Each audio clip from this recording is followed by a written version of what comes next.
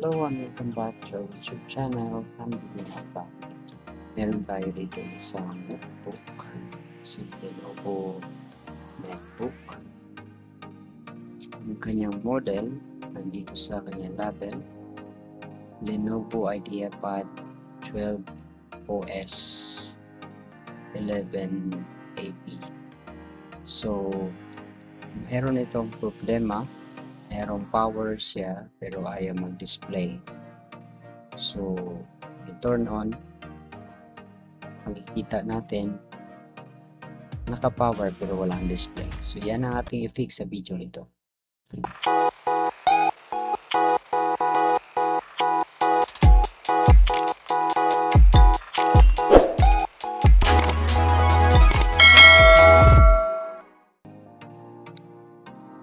Okay, so since nag-power siya pero walang display, so ang muna natin gagawin, susubukan natin check yung kanyang power supply.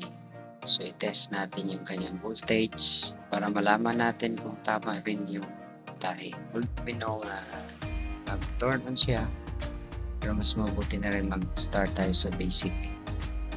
So, insert natin yung pen dahil hindi ka makakasya yung probe ng ating tester. So, ayan, nakita natin 20.36. Sabihin ay tama yung kanyang voltage, and in-expect natin na once na i-plug natin ito ay sigurado tayo na tama yung kanyang voltahe. Titingnan natin, ayan, naka-indicate naman yung charging na light at saka naka-power na siya. Tagalin natin, ayan, nawawala, and then when you plug in again, ayan. So, ang problema lang is wala talagang display na makikita. So, kailangan natin i-check kung ano talaga yung sanhi nito. Pero may nakita tayo na, ayan, maliliit na mga langgam, small ants, ayan, hindi natin mahuhuli. So, isang palatandaan o sinyalis na meron sigurong mga maliliit na mga langgam na sa ilalim nito. So, kailangan natin i-open para ma-check natin at masiguro baka isa ito sa problema or cause ng ating hindi pag-display ng netbook na ito. So, ayan, meron pa. So, siguro marami ito sa likod. So, kailangan nating buksan para malaman natin. Turn off muna. Ayan, naka-turn off na. And then, pwede na nating remove yung kanyang cover. So, kailangan lang natin ng maliit na screwdriver.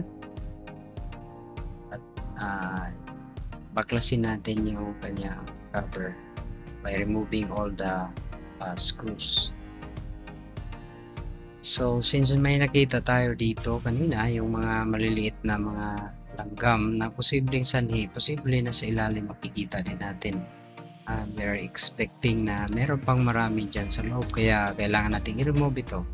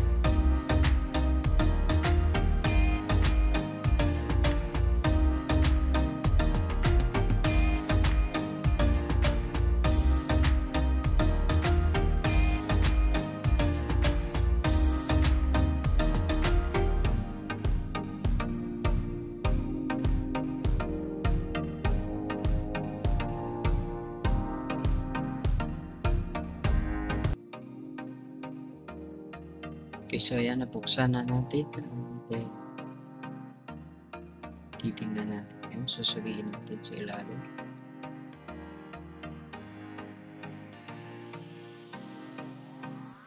Okay, so kailangan natin ma-check. Remove muna natin yung battery. But bago yan, kailangan natin i-remove ito hard disk drive. Saka yung CMOS battery. Tanggalin natin. Just to take the basic step. Ayan, natanggal natin yung CMOS battery. Susubukan natin i-reset BIOS. So kasi minsan pagka hindi mag-display, posible din na ma-fix natin using the simple way na i-remove yung CMOS battery. Then i-press natin yung power supply, power button. Press so ilang seconds.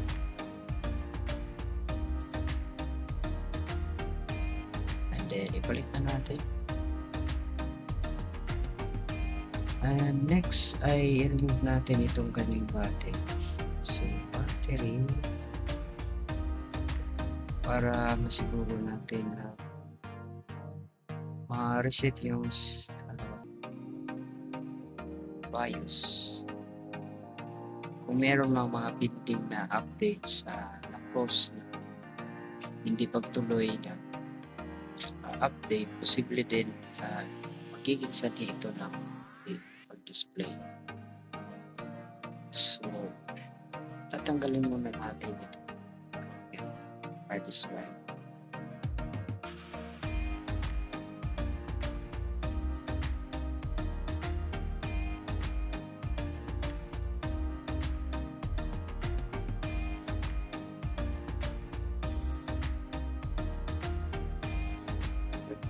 Okay, so ayan, natanggal na natin ang SSD.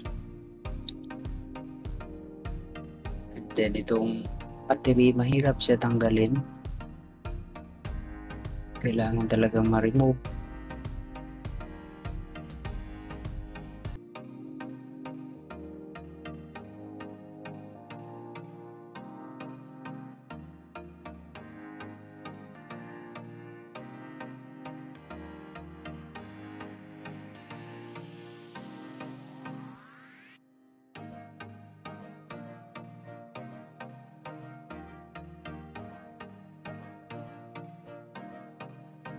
Okay, ayan, na-remove na rin. So, ang next natin gagawin ngayon is i-turn on natin. We have to plug in the charger para malaman natin kung ano result ng pag-remove natin ng ibang parts like SSD at saka yung battery. Ayan, naka-turn on.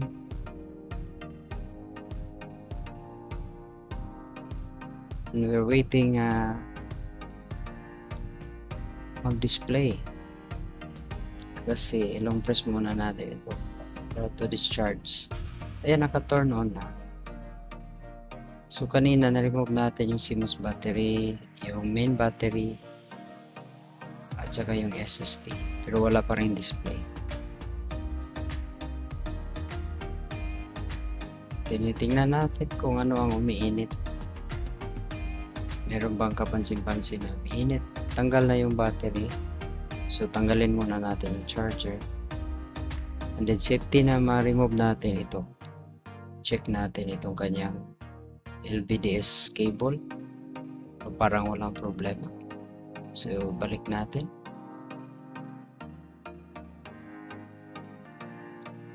So posible merong ibang dahilan at sa cause ng hindi pag-display.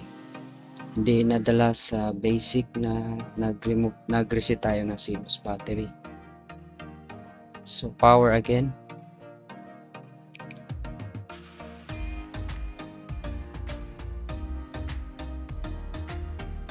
Yan na meron namang power indicator. Yung lead.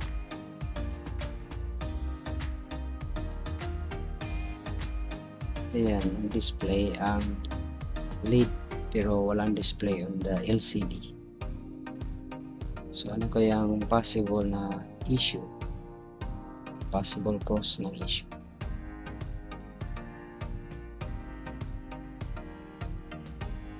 Wala namang kapansin-pansin na umiinit.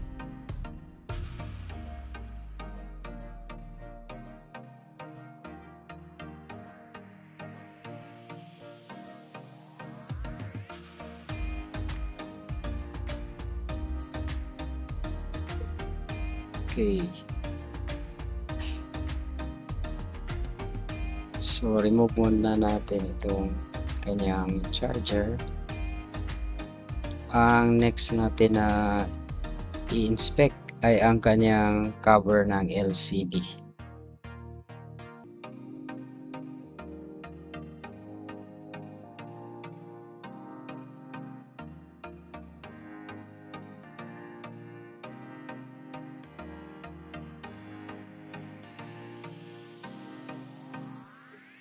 Okay, so ayan nga, nakita natin na maraming mga maliliit na ants or langgam. Ayan, nakikita natin. So, kanina may napansin tayo, di pa natin na-remove yung cover. Ayan. So, lilinisin muna natin yan ng brush. Okay, so tapos na nating malinis ang cover ng LCD. So, yung mga maliliit na langgam na remove na natin. Next na gagawin ay remove natin itong kanyang LCD. So, tanggalin natin yung kanyang mga maliliit na screw na naka-attach.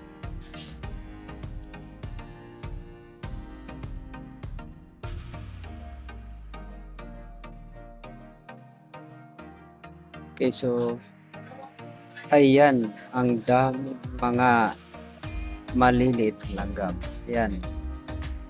So, hindi pala naubos sila yung sa cover. Meron palang marami dito sa likod. So, tanggalin natin. Ayan, natanggal na using brush. So, ang next na gagawin na remove muna natin yung kanyang LVDS connector. Then, lilinisan natin yan para sigurado tayo. So, posible, based on my analysis, yung mga maliliit na langgam ay ang cause ng pagka no display. So, lilinisin natin yan.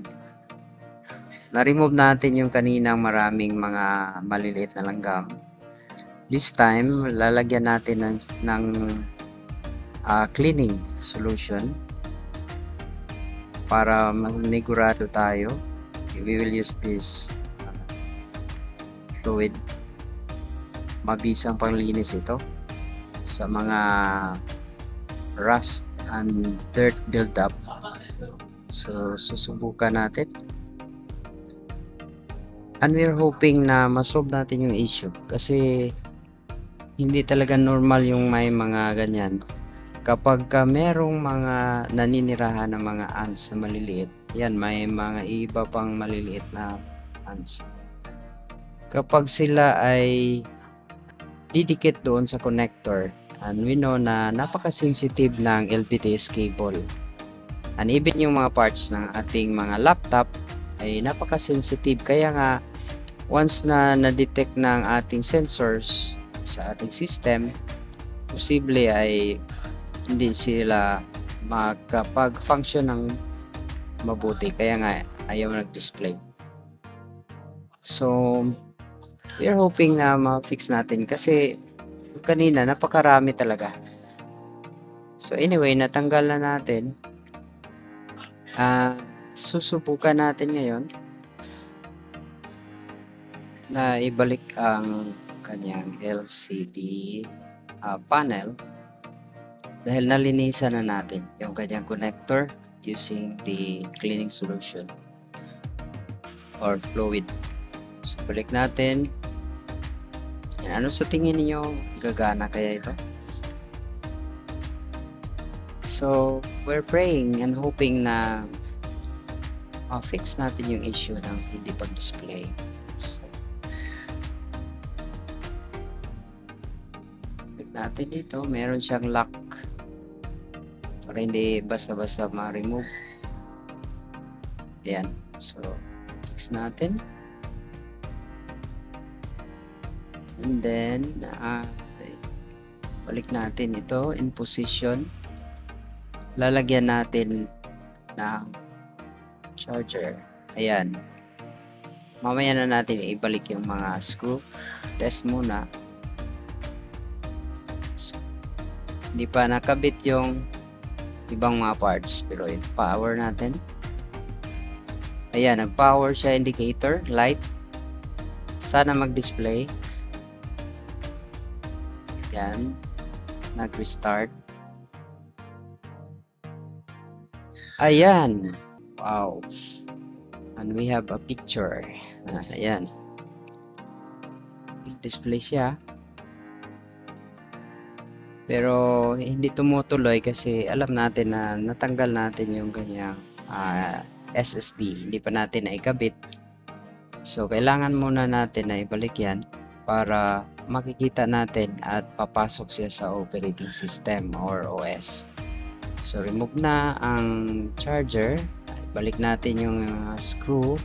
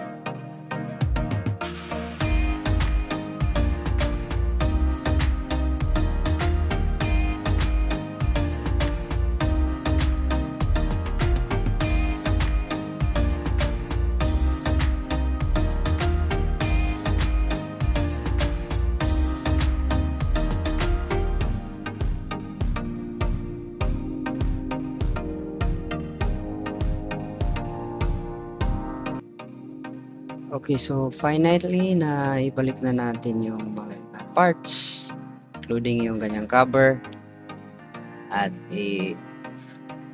plug-in na natin yung charger para matest. And we are sure na ito ay mag-display na kasi nabalik na natin. Ayan, ka-power, and we will just wait. Power. Yan, nag-indicate yung light at saka meron na tayong display. Yan, Lenovo. Ayan, bumalik na at nag-display yung kanyang Windows logo. So, at least na fix natin yung issue na ayaw mag-display. Is cancel na lang muna natin yung disk checking. And we will wait. Yun lang pala ang cause ayaw mag-display. Ayan, success yung ating ginawang pag-fix sa Lenovo netbook na kung saan ay maraming mga malilit na langgam ang cause na ayaw mag-display. At ngayon ay fix na at magagamit na uli yung netbook. Gustuhan mo ba ang video ito? I-click ang subscribe button, i-like and share din sa iba at i-click ang notification bell para laging updated sa mga videos dito lang sa ating YouTube channel, Handelina Vlog. Maraming salamat sa panunood. Hanggang sa muli!